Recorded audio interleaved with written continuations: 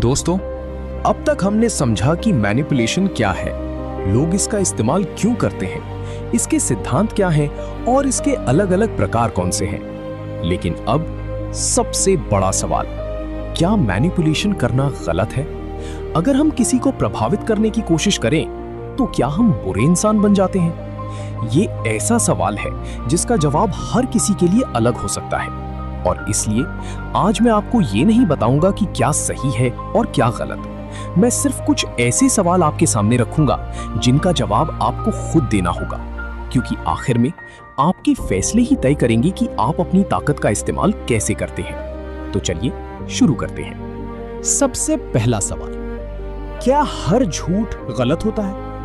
पहली नजर में शायद जवाब होगा हाँ, लेकिन जरा सोचिए, एक माँ अपने छोटे बच्चे से कहती है सब्जी खाओ, इससे तुम ताकतवर बनोगे।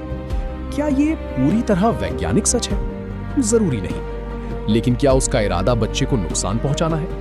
बिल्कुल नहीं। अब एक और उदाहरण, डॉक्टर अपने मरीज से कहता है चिंता मत कीजिए, आप ठीक हो जाएंगे। हो सकता है इलाज लंबा चले, लेकिन डॉक्टर जानता है कि उम्मीद भी इलाज का हिस्सा होती है। अब दूसरी तरफ देखिए, अगर कोई इंसान झूठ बोलकर आपके पैसे ले ले या आपका भरोसा तोड़ दे तो बात बिल्कुल बदल जाती है। इसलिए सिर्फ झूठ को मत देखिए, उसका इरादा और नतीजा भी देखिए। खुद से सिर्फ एक सवाल पूछिए, क्या मेरे इस झूठ से किसी का नुकसान होगा? अगर जवाब हाँ है तो शायद आपको रुक जाना चाहिए।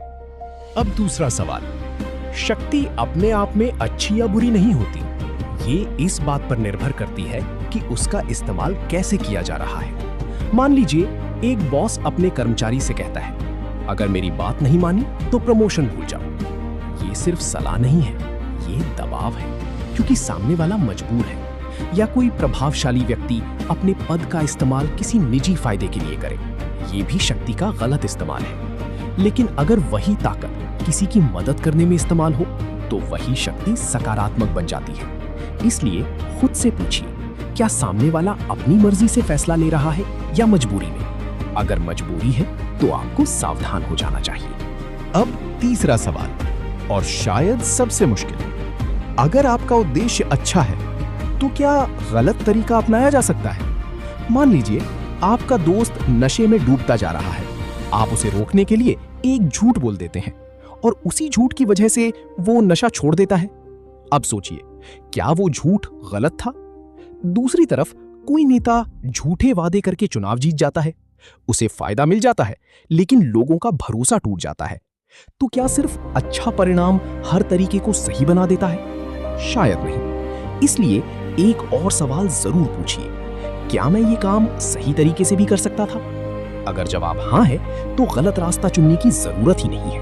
अब चौथा सवाल, मान लीजिए आपका इरादा किसी की मदद करना था, लेकिन आपके फैसले से उसे नुकसान हो गया, तो क्या आप पूरी तरह सही हैं? या फिर किसी का इरादा गलत था लेकिन संयोग से परिणाम अच्छा निकल आया, क्या इससे वो सही हो जाता है?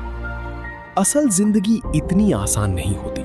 अच्छे इरादे जरूरी हैं, लेकिन सिर्फ अच्छे इरादे काफी नहीं हैं। अगर आपके फैसले से किसी को नुकसान हुआ है तो उसकी जिम्मेदारी भी आपको लेनी होगी। इसीलिए हर बार खुद से पूछिए, क्या मेरा इरादा साफ है?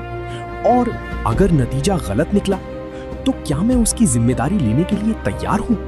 अब आखिरी सवाल, और शायद सबसे महत्वपूर्ण, कानून। आपकी अपनी नैतिक सोच अलग हो सकती है, मेरी अलग हो सकती है, लेकिन कानून सबके लिए एक जैसा होता है। अगर कोई झूठ धोखाधड़ी बन जाए तो वो अपराध है। अगर शक्ति का इस्तेमाल उत्पीड़न बन जाए तो वो अपराध है। अगर किसी दस्तावेज में झूठ लिखा जाए तो वो जालसाजी हो सकती है। इसलिए एक बात हमेशा याद रखिए, कोई भी लक्ष्य आपकी आजादी से बड़ा नहीं होता। अगर कभी लगे कि आप किसी गैर कानूनी काम की तरफ बढ़ रहे हैं तो वहीं रुक जाइए।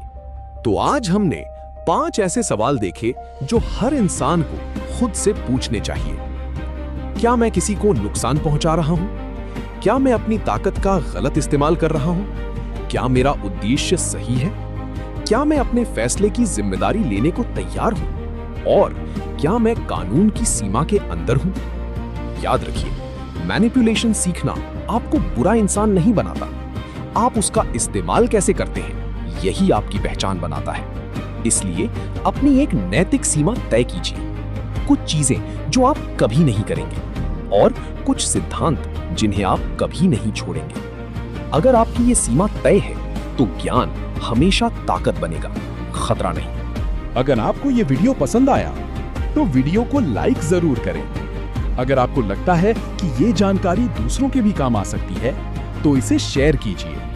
और अगर आप साइकोलॉजी, ह्यूमन बिहेवियर और कम्युनिकेशन से जुड़े ऐसे ही वीडियो देखना चाहते हैं तो चैनल को सब्सक्राइब करना मत भूलिए।